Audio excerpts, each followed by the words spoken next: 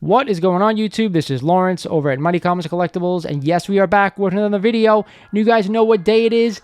We are here for the Hot 10 Comics of the Week, the breakdown. If you guys don't know what I do in this video, I take the 10 hottest comics from the Key Collector app this week, and I go through them one by one, letting you guys know if I'm a buyer here at these prices, or I be staying away or possibly even selling.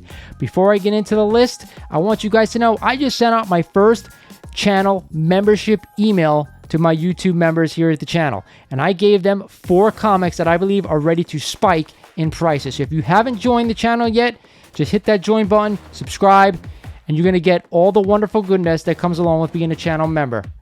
With that said, if you're also not a subscriber of the channel, I want you to go in and click that subscribe button for me. I want you to tap that notification bell, and of course I want you to slap that like button because it does help the channel out. With that said, we're going to jump right in here at number 10. It is one of my all-time favorite Amazing Spider-Man keys, Amazing Spider-Man number 14, the first appearance of the Green Goblin. And a CGC for this beautiful Silver Age yellow cover, 0.5, believe it or not, is $1,149, up 15% since February. You guys know I'm a buyer of this book. Again, I'm a huge Amazing Spider-Man Silver Age collector. I want to own this book no matter what, as long as it's complete and there's no restoration.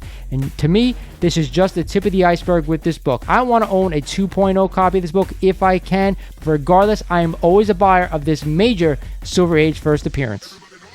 At number 9 this week is a copy of Daredevil number 131, the first appearance of Bullseye, and this book has been on the list every week for the past couple of months.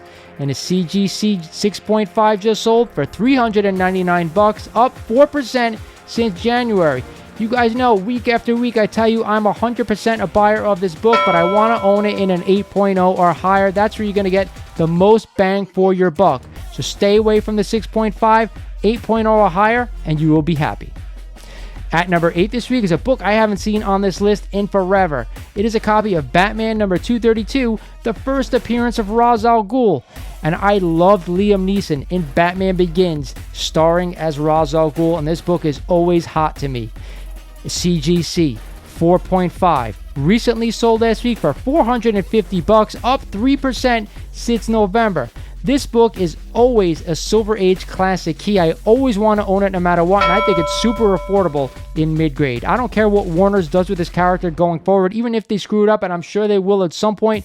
Liam Neeson old in that role, and it does give some stability to this book. Yes, I'm 100% a buyer, always. At number 7 is a monster modern key, Edge of Spider-Verse number 2, and the first appearance of Spider-Gwen, and a CGC 9.0. Just sold last week for $510, up 6% since January. If you guys haven't checked out my last CGC unboxing, stop this video right now, go check out that video and see what I unboxed. Regardless, for this book, you guys know I am a buyer. However, I only want to own it in 9.6 or 9.8 with these modern keys. Nothing under is good enough for the collection. Keep that in mind. Spider-Gwen will eventually show up in a Sony movie, 100% guaranteed. Be on the lookout and definitely grab a copy of this book. At number 6 this week is a copy of Incredible Hulk number 2, the second appearance of the Incredible Hulk, but the first appearance of the Green Hulk, and a CGC 2.5. Recently sold last week for $2,596, up 15% since October.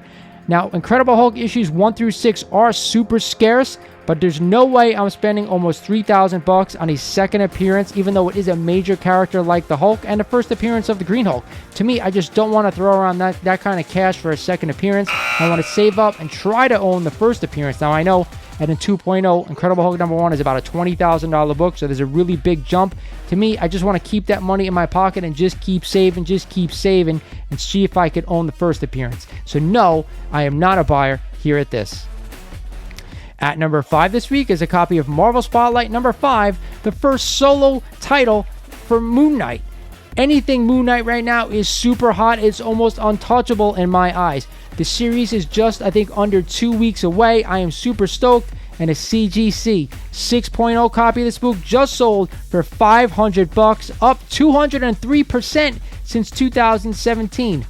I remember when I first got back into collecting about 4 years ago, you could have had this book for around 25 bucks. Now we're talking about 500 bucks. I think it's way too much money to spend on a first solo title. And I believe, I'm not sure if it's a Bronze Age or a Copper Age key. Somebody drop me a comment down below and let me know if it's bronze or copper. Regardless, it's too much money.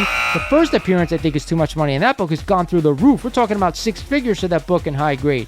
Regardless, I am not a buyer here at these prices, but if you guys go ahead and want to shell out the money, be my guest. At number 4 this week is a copy of Batman number 133, the first appearance of Kite Man. Are you serious? Kite Man, that's all we got? This is a nice Silver Age Batman key, a minor key, a really minor key. Regardless, there is supposed to be a Kite Man animated series coming to HBO Max, and that's why this book is going up in smoke. A CGC 4.5, recently sold last week for $173, up 186% since April. When I see books going up almost 200 and 300%, and it's just a short period of time, under a year, I might get a little worried, right, guys? Especially for a book like this, that it's really just a minor first appearance. To me, there's no way in hell I'm picking up this book. I don't care what that series is. I don't care if they love this series. I don't even know who Kite Man is. To me, I am not shelling out the money on this key. To me, I'm going to give this my hot garbage denotation, even though it is a Silver Age Batman book. I love Silver Age Batman, but to me, no way in hell I am buying this thing. I'm staying away. At number 3 is a copy of Fantastic Four number 112, this classic John Buscema cover. I have owned this book in the past, and believe it or not, I just sold my copy off, one of my all-time Hulk versus Thing covers, and a CG3 6.0. Just sold last week for $270, up 9% since February, believe it or not.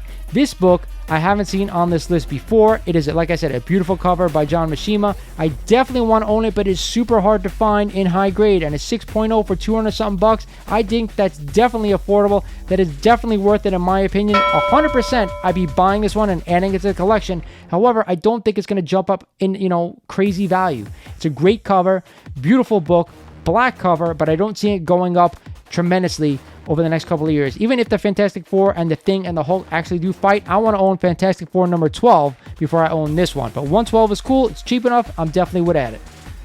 At number 2 is another book that seems is on this list every week. Amazing Spider-Man number 101, the first appearance of Morbius, with the movie just slated to come out in just over, I think, a month. A CGC 6.5, just sold last week for $1,100, up 10% since September. This book just keeps going higher and higher and higher as closer we get to the movie. To me, am I a buyer of this book? Yes, I am, but I probably want to stay in the 5.0 range. That's where I'm comfortable buying the book. If you want to own the book in a higher grade, go right ahead. To me, $1,100 seems like a lot of money for this character. I don't know, even though it is, a fine plus around the fine range. Regardless, I want to own the book. So yes, I'm a buyer. Just pick the right copy that's right for you guys. And at the top spot is another obscure book, but right now, everything Submariner is super hot.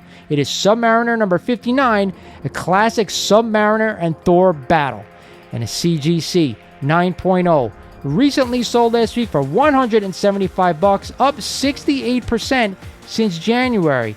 Now, that is not a lot of money for a super high-grade copy of Submariner number 59. That's why I'm giving it my blessing.